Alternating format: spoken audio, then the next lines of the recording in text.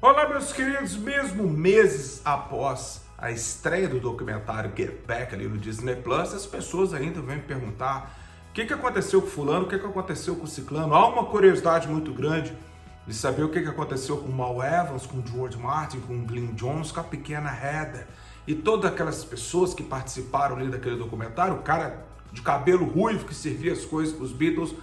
Eu já contei sobre o policial, eu já contei de alguns personagens são tão importantes que já tiveram vídeos próprios, como o próprio Mal Evans, o Neil Ashman, o George Martin, mas eu vou trazer todo mundo de volta e contar para vocês um pouquinho, um resumo. O que foi que aconteceu com cada um desses personagens do documentário Get Back, que agora fazem parte da história dos Beatles para sempre.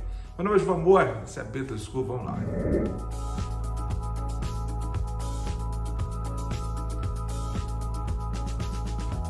Olá, meus queridos, o que foi que aconteceu? E, na verdade, é isso mesmo, o que foi que aconteceu com esses diversos personagens? Mas antes de acontecer alguma coisa com eles, eu gostaria de falar com vocês que a Belas Letras, a editora Belas Letras, que trouxe o livro McCartney e as Letras, e vai trazer ainda mais para o final desse ano, com o meu envolvimento, o livro Tune In, do Mark Lewisohn, ao qual eu vou ser um revisor técnico, estou muito orgulhoso disso. Mas eles a primeira edição do McCartney e as Letras foi toda vendida e eles vão fazer agora a prensagem da segunda edição. As pessoas que compraram pelo site da Belas Letras, www.belasletras.com.br, as pessoas que compraram o livro lá e comprarão, vão receber também 3 aulas de 3 horas com o querido Gilvan Moura, que eu destrinchando as letras de todas as músicas, vou falar do livro e vou trazer muito mais histórias, mais até do que o Paul conta no livro, mas aí é só um conteúdo apenas para Belas Letras, então vale a pena comprar o livro, ter umas 3 horas de aula comigo, com esse rostinho lindo, com esse, né? E você saber muito mais sobre o nosso querido Paul McCartney. Fica a dica para vocês aí. E aí, por falar e fica a dica, quem comprar ainda tem um cupom de desconto, chama Gilvan Indica, né? Tá escrito aqui embaixo, você digita lá e recebe lá um desconto na hora de você comprar o livro do Paul McCartney, que é maravilhoso. Meus queridos, o que foi que aconteceu?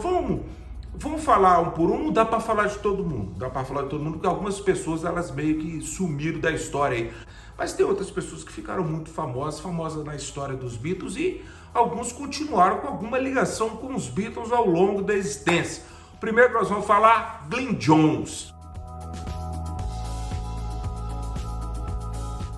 Meus queridos, Glyn Johns, para qualquer pessoa que gosta de rock clássico, já sabia que o Glyn Johns já vinha trabalhando com os Rolling Stones, ele já havia um tempo, né? Tanto é que até no documentário Get Back ele comenta com o John Lennon que ele já conhecia o Alan Klein, né? E não gostava muito dele, não. O Glyn Johns, depois daquele ano ali de 1969, também 70, teve aquele embrolho ali com as mixagens que ele fez do álbum Get Back. O Get Back acabou se tornando o Let It Be nas mãos do Phil Spector.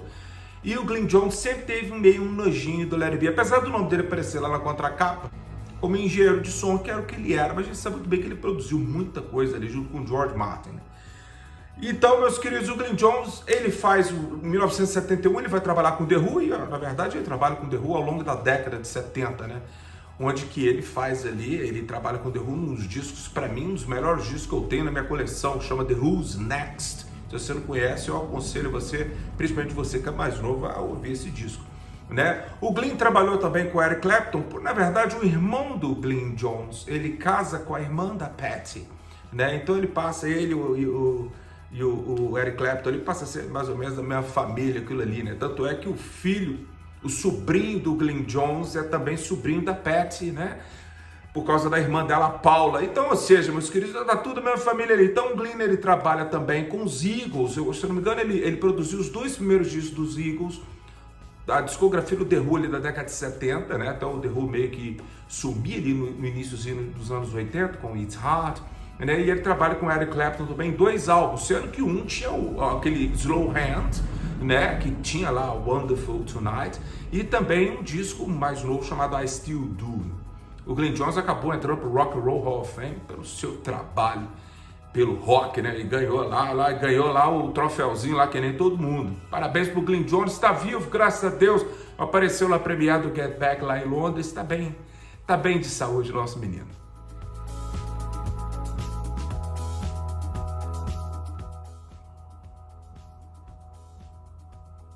Meus queridos, Dick James.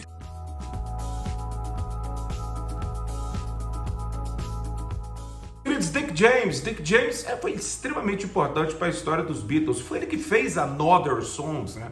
Onde que ele tinha 50% dos direitos ali. E tanto é que não apenas de Lennon e McCartney, mas também as músicas do George e do Ringo até 1968, né? Tanto é que o George faz a música It's Only Another Song, fazendo meio que uma crítica ali. Porque o John e o Paul, eles ficaram muito tristes pra, né, ser legal. Eles ficaram putíssimos com o Dick James, porque o Dick James ali, logo depois que ele vai ali em Twickenham, lembra da cena que ele vai ali passar, ele mostra lá o catálogo da Another Songs, que ele havia acabado de comprar e tudo mais, e a gente nota ali que o John não é muito com a cara dele não, muita coisa foi tirada desse documentário Get Back, meus queridos, porque o Peter Jackson não podia colocar tudo ali não. E o Paul, a gente vê que o Paul estava meio seco com o homem, aquela coisa toda. O que acontece é que logo depois ali daquelas filmagens, ali em janeiro de 69, o Dick James, meus queridos, ele vende a parte dele da Another Songs, fica milionário, os Beatles demoraram o resto da vida para poder botar as mãos nas músicas também. As músicas foram parar na época também nas mãos do Michael Jackson, da Sony, ATV Music, um montão de dono já teve Another Songs, né? O Dick James, na década de 70, ele havia assinado em 1967, 68 como um artistazinho novo ali, junto com o seu parceiro que escrevia as letras, né? O Ben Taupin, é isso mesmo, meus queridos. O Dick James praticamente descobriu o Elton John, né? Então ele trabalha com o Elton John ali por toda a década de 70, né? Mas ali por meio da década de 70, o Dick James e o Elton, eles, né? Cada um vai pro seu lado. Lá na década de 80, por volta de 85, o Elton John processa o Dick James, mas o Elton perde, né? E o Dick James morre logo depois, aos 65 anos, se eu não me engano, em 1986. Ele tem um problema no coração, foi lá e morreu. O filho do Dick James ficou extremamente raivoso com o filme Rocketman, falando que do jeito que o filme do Elton John, Rocketman, mostrou ali o Dick James, aquilo ali não era ele não. O Dick James, primeiro, que não falava tanto palavrão, e segundo, que não era um escroto igual é mostrado no filme ali, muito pelo contrário. O Dick James foi uma figura paterna para o Elton, mas o filho do Dick James, se não me engano o nome dele é Stephen, ele fala que o Elton John tem essa mania de destruir todas as pessoas que o ajudaram em sua vida, né? E que o Dick James foi um pai para ele e que o descobriu. E foi assim que o Dick James partiu para o céu.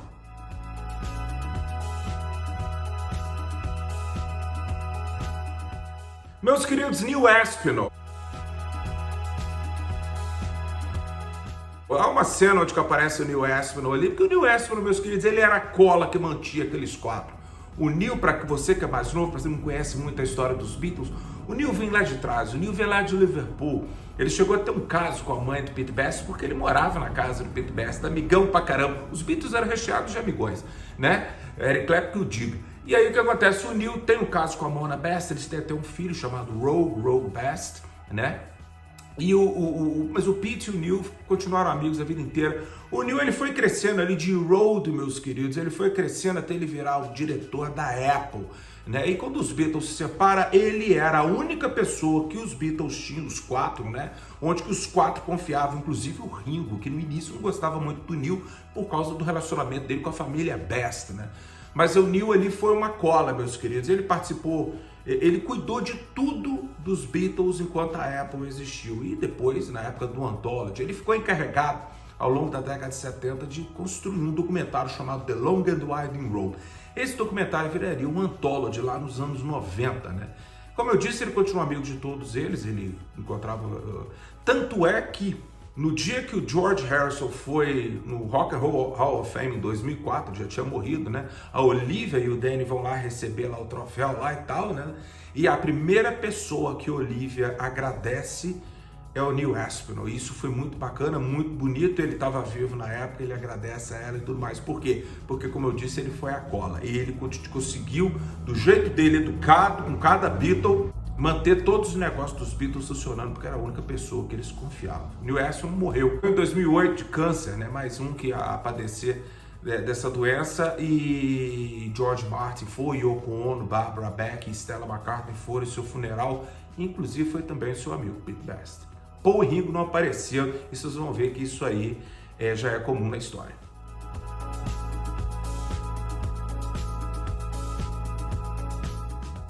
Meus queridos, Michael Linsenhog, o diretor da parada toda, o homem que filmou tudo, estava ali. O Michael Linsenhog, ele já tinha trabalhado com os Rolling Stones. Na verdade, ele vinha de um programa de televisão chamado Ready, Steady, Go, lá na Inglaterra, né? Então ele trabalha com os Rolling Stones ali no Rock and Roll Circus, como eu já contei aqui na Beatles School muitas vezes. E aí o John acha uma boa ideia, e também ele já tinha feito alguns vídeos de Paperback Writer, Rain, Revolution, Hey Jude, então foi fácil para ele vir trabalhar com os Beatles, né? Ele ficou encarregado ali, o Paul McCartney deu ele os melhores câmeras, o melhor sistema de som, tanto é que a gente viu o que o Peter Jackson fez com o trabalho. O Michael Linsenhog teve todo o ano de 1969 para produzir o filme Let It Be, e acabou fazendo aquela merda.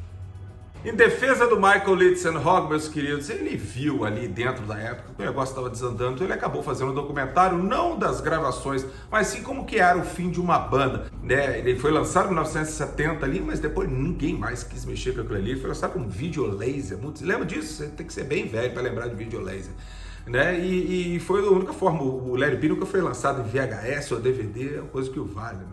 Mas o Michael Linsenhog, durante os anos 70 ali, ele trabalhou com os Stones, gravou diversos vídeos dos Stones, do próprio Paul McCartney, né, do Simon and Garfunkel, aquele show lá de Nova York do Central Park, foi ele que produziu, também o Graceland do Paul Simon. O homem continuou fazendo muita coisa, trabalhando na Broadway e tudo mais. Mas foi em 2000 que o Michael Linsenhog ele teve a decisão de fazer um filme chamado The Two of Us, onde é uma história que mostra onde que o Paul McCartney, em 1976, ia visitar o John Lennon. Lógico que o Michael Linsenhog não tinha informação, a gente também não tem muita, a única informação verdadeira mesmo era que o Paul, ele costumava entrar no edifício Dakota, né, e os seguranças meio que, e os porteiros meio que deixavam o homem subir e tal. E o John Lennon sempre ficava assustado quando viu o Paul McCartney já estava batendo na porta lá do apartamento lá em cima, né? Então é mostrado isso no filme, né? E também a famosa história do Saturday Night Live, que eu não vou dar nenhum spoiler, mas o John e o Paul quase apareceram no Saturday Night Live em 1976, depois de uma brincadeirinha lá do produtor do Saturday Night Live, falando que os Beatles tinham que voltar, né? Então o que acontece foi que o restante é apenas uma dramatização, tirado da cabeça do Michael Linsenhog. Muitas pessoas me escrevem perguntando se o filme, aquilo tudo aconteceu mesmo, meus queridos.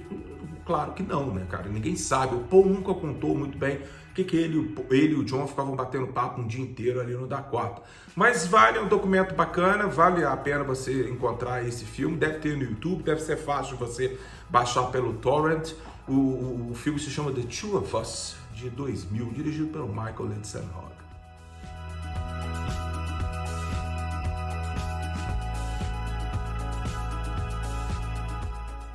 Meus queridos, Billy Preston. Billy Preston, depois ali, porque a gente assiste, a gente sabe que os Beatles o conheceram ali em Hamburgo, né? Quando ele estava em turnê com o Little Richard, né? Ele aparece ali no Get Back, aquela coisa toda. E também é mostrado no Get Back que o George e o John decidem assinar um contrato com ele, apesar do Paul ter ficado meio N. Então o Billy Preston, seus primeiros 2 discos foram produzidos pelo George, produzido e depois coproduzido pelo George ali em no início da década de 70. Né? Quando foi por volta ali de 71, 72, ele assinou um contrato com a A&M, né? Onde que depois ele viria ganhar até um Grammy com a música chamada Out of Space. Né? O Billy Preston ele teve uma carreira muito boa na década de 70, ele saiu em turnê com o George em 1974, também saiu em turnê e tocou em vários discos dos Rolling Stones, né? Tem uma peleja do Billy Preston com os Stones que tem uma música chamada Melody, né? Qual a música era do Billy Preston, mas aí o Mick e o Keith fizeram a letra, acabou que o negócio ficou ruim, desandou, ali na época do Black and Blue, ele saiu fora e não quis trabalhar mais com os Stones, não. Mas isso não acabou com a amizade deles, não. Ele foi tocar com o Mick Jagger no Wonder Spirit. E também, eu posso estar enganado, mas eu me lembro do Billy Preston tocando no Bridges to Babylon, né? O Billy continuou, ele fez parte da All-Star Band do Ringo, ele pelo menos umas 2 vezes. A primeira, né? E depois uma outra, que onde tinha o Joint Whistle do The Who tocando também, né? Então o Billy Preston ele ficou ali naquele meio ali e tal, né? E depois ele aparece no Concert for George em 2002, né, que pra mim ele roubou o show, né, quando ele canta Isn't He a Pity e também My Sweet Lord, pra mim é uma das coisas mais lindas que tem naquele show ali, né. E o Billy Preston ficou conhecido como cara, ele gravou My Sweet Lord antes do George, né? O George ficou meio inseguro com a música, deu My Sweet Lord pra ele, mas a música não estourou no ar, a música viria estourar na boca, a música viria estourar na voz do George ali em 1970, né? Mas essa é a história do Billy. O Billy morreu em 2006, né? Ele tinha problemas com diabetes, o Billy também era alcoólatra, ele teve alguns problemas pessoais ali na década de 80, 90, praticamente nos anos 80, 90 e 2000, ele foi músico de estúdio, né? Ele trabalhou com várias pessoas, voltou a trabalhar com Ray Charles, trabalhou com a Whitney Houston, chegou a trabalhar até com Red Hot Chili Peppers. Tem um vídeo meu, procure aí na Beatles School, coloca lá Beatles School Billy Preston, que eu conto a história do Billy Preston todinha pra vocês.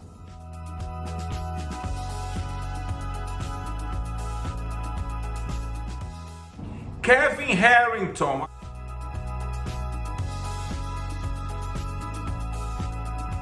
Ruivo que aparece no telhado segurando as pessoas. Por anos ele ficou conhecido como Kevin Digapone Harrington, né? Porque ele ficou segurando a letra ali no papelzinho ali, com a letra de Digapone, porque o John Lennon não conseguia lembrar. Vocês viram que o John Lennon não lembrava a letra de nada, né, meus queridos? Ele erra Don't Let Me Down, ele erra I Got a Feeling, e ele não tinha a menor ideia como é que era a letra de Digapone. O Kevin, depois daquilo ali, ele foi morar com o George. Sério, ele foi morar porque o George comprou aquela mansão em Friar Park. E ele pediu pro Kevin, né? O Kevin começou a trabalhar com os Beatles em 68 e trabalhou até por volta de 1970. Ele também, aquele mesmo papel que ele fez ali no Get Back, né? Ele iria fazer também no Abbey Road, junto com o Mal Evans. Ele era o assistente do Mal. Quando o Mal não podia ir comprar alguma coisa, então ele ia lá, comprava cordas de guitarra, comprava um montão de coisa e tudo mais.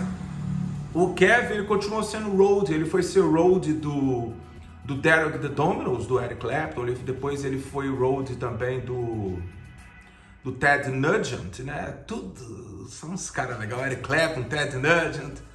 Kevin. E foi trabalhar também com Motorhead, por muitos anos com Motorhead. Ele escreveu um livro chamado The Red Man. Who is the Red Guy? Who is the Red Hair Guy? Não.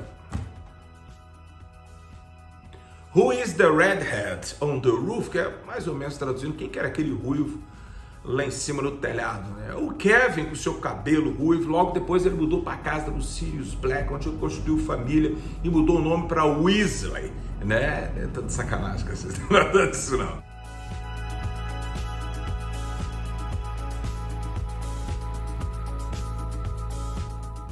Meus queridos, para terminar nosso vídeo hoje, a gente vai falar de uma pessoa pequenininha que aparece. Eu não vou falar do George Martin, que vocês sabem muito bem, do George Martin, também não vou falar da Yoko Ono, também não vou falar da Linda e nem da Pat, porque todas essas pessoas eu já falei, né? Agora eu vou falar para vocês a pequenininha Heather, que tem uma história legal que vai chocar vocês todos.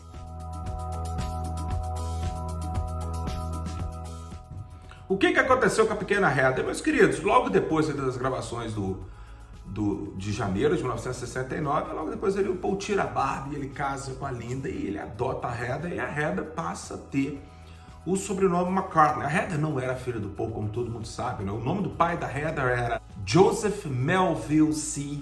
Jr., né? Um cara também, ele casou com a Linda, eles foram morar no Arizona, né, cara? E o apelido dele era Joe, que morava em Tucson, no Arizona. Onde que eu já vi isso? Pois é, meus queridos, muita gente fala que o Joe, né, da música Get Back, era o ex-marido da Linda. Tanto é que o Paul chegou a fazer uma música para ele chamada Be a Boy, no Ram, que muita gente pensava que essa música aí é pro John Lennon. Não era não. Era o Paul dando uma zoada no ex-marido da Linda. Por é ciumento pra cacete, mas ao longo dos anos ali, o Paul chegou a convidar o ex-marido da Linda, como era pai da Heather, né, para visitá-los. Ele chegou aí na Escócia, lá em Moor of Kintyre e tudo mais. Tanto é que o Paul acabou comprando uma fazenda. Tanto é que o Paul acabou comprando uma fazenda em Tucson, lá no Arizona, né? Era o local até que, infelizmente, a Linda morreu em 1998, né? Era o local onde eles mais gostavam, que tinha cavalos, aquela coisa toda. E o Joe morava por perto, né? Durante toda a década de 70, a Heather estudava com professores particulares, viajou o mundo com o pai dela, a turnê dos Wings e tudo mais, mas ela se transformou numa adolescente nos anos 80 bastante problemático, o que fez com que o Paul tivesse que, de vez em quando, internar ela em algumas clínicas. Nina era problemática, tadinha, né? Vendo esses problemas todos, o Paul decidiu que seria uma boa, o Paul e a Linda decidiram que seria uma boa ela conviver com o pai dela. Então ela foi conviver com o pai dela Uma vez ele viajou para o México, então ele se deu hiper bem com ela, ele era um geólogo, né, cara? Então ele foi fazer alguns trabalhos na América do Sul, né, junto com tribos indígenas, aquela coisa toda, acabou a pequena Heather indo junto, ela acabou ficando muito próxima ao pai dela, né? Então eles tinham um ótimo relacionamento. Quando foi em 98, com a morte da Linda, né, a Heather foi visitar o pai dela e tal, e ele estava numa depressão muito profunda. Em 2000, o que aconteceu com o Joe? Ele tinha uma namorada e tal, aí a namorada brigou com ele estava muito triste, ele foi para dentro de sua casa, que ele também tinha um rancho lá no Arizona, passou a mão numa arma, meus queridos, meteu um tiro na própria cabeça e morreu no jardim. Teve artigo, jornal na época falando que ele tinha sido assassinado, aquela coisa toda, mas a polícia acabou descobrindo que ele, infelizmente, ele cometeu suicídio porque ele tinha vários problemas.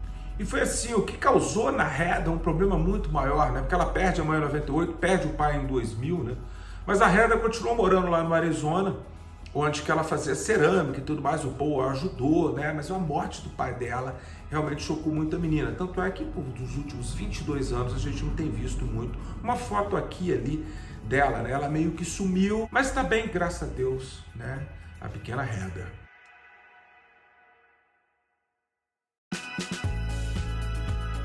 Meus queridos, para finalizar, uma pergunta que eu já fiz um vídeo sobre isso, mas eu vou contar porque é uma história triste. Eu tenho muito fã aqui da Vida School que é adolescente, que não teve ainda tempo de assistir todos os meus vídeos e tudo mais, e eles me perguntam, vai o Mal Evans ali. O Mal, ele continuou trabalhando com os Beatles ali em Abbey Road, e ele continuou sendo empregado da Apple, né? E ali, quando o John Lennon se separa da Yoko Ono ali por volta de 1973, o Mal também se separa da sua esposa, Leo. Então o Mal muda para Los Angeles, né? Ele vai morar naquela casa grande lá em Santa Mônica junto com o Ringo, junto com o John, né? E ele trabalhou em diversos álbuns como Imagine e All Things Must Pass, tá lá, Chá e Simpatia, né? O Mal Evans sempre esteve ali para comprar uma corda de guitarra, para fazer um chazinho, aquela coisa toda, aquela coisa que ele fez ali no Get Back, que ele já havia feito desde lá da época lá do Please Please Me. O Mal, ele era leão de chácara ali do cover, né? Ele viajou o mundo, ele passou a ser o road dos Beatles, ele viajou o mundo com os Beatles, ele foi na Índia também, ele foi naquele safari com o Paul na África antes do Sgt. Pepper, né? O Mal, meus queridos, era pau para toda obra.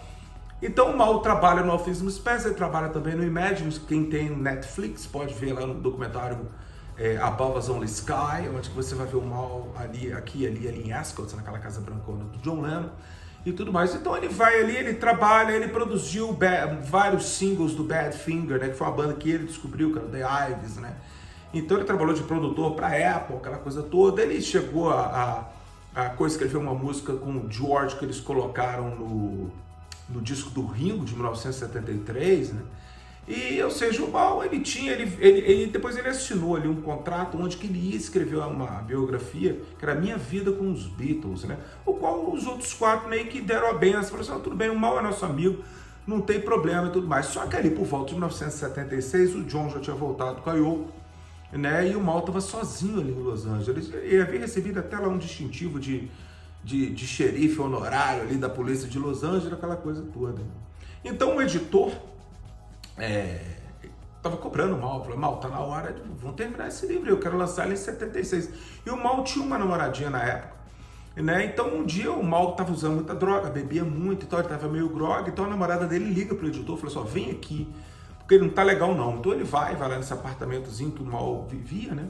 E aí, chega lá, o Mal tava drogado, tinha tomado Valium, tinha bebido, tinha cheirado, e ele tava com uma arma, uma espingarda de pressão, né, na mão, né? E o cara pediu pro Mal, larga essa arma, chegou até a ter uma briga com o Mal não sei o que. Então esse cara vai, infelizmente ele chama a polícia. Então 3 policiais ali da polícia de Los Angeles, eles chegam no apartamento, mete o pé na porta, o Mal tava sentado na cama, com aquela desgraceira daquela arma de pressão na mão, né?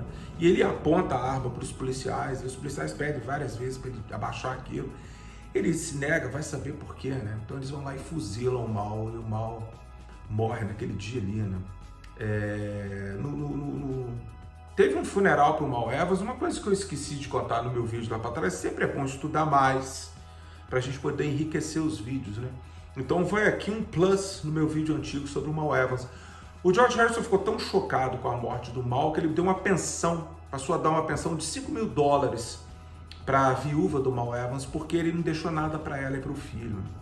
Então o George faz isso, e o Neil Aspinall, o George Martin e mais alguns outros amigos, o próprio Keith Moon, eles vão no velório. Então depois do velório, o Mal Evans ele é cremado e as cinzas foram extraviadas, né? E há uma mentira muito grande, está até no Wikipedia essa mentira, de que o John mandou procurar no arquivo morto do aeroporto para saber onde é que estava as cinzas do Mal Evans. John Lennon nunca disse isso, principalmente por volta de 1976, John Lennon não dava nem entrevistas mais, né? Então você vê como que há mentiras e mentiras que viram lendas e acabam virando verdades na história dos Beatles, né? Mas a gente está aqui também para jogar isso pro alto, né? E no lixo, que é o que deveria estar essas mentiras, né?